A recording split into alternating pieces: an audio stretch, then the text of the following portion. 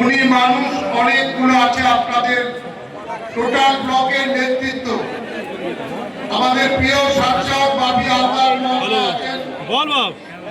আপনাদের প্রিয় কাছের মানুষ শামীম ভাই আপনাদের কোঅর্ডিনেটর হিসেবে দায়িত্ব পেয়েছে এবং সুযোগ্য ভাবে আপনাদের পরিচালনা করবেন আমরা আশা রাখি। উপস্থিত আছেন আজকে এই সভার সভাপতি আপনাদের প্রিয় বিধায়ক প্রাক্তন মন্ত্রী শ্রদ্ধাভাজন গিয়াসউদ্দিন মোল্লা মহাশয়। উপস্থিত আছেন আমাদের যুব সভাপতি ইমরান, আমাদের রানু ভাই আছে, আমাদের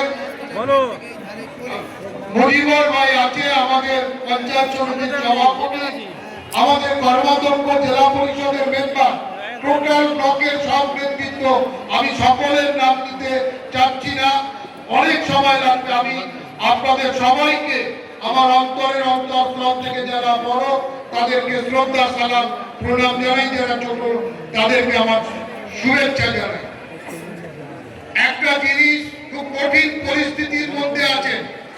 আমি দেখেছি যতবার মগরাট পশ্চিমে আমরা আছি, আমার সহকর্মী সহযোদ্ধা, পার্টির যারা সম্পদ, পার্টির যারা ডেলিগেট কর্মী, যারা নেতৃত্ব দেয় পার্টিকে, বুথে বুথে পার্টির ঝান্ডাটাকে ধরে রাখে, তারা কিন্তু মাঠ ভরিয়ে দেয় এক ডাকে।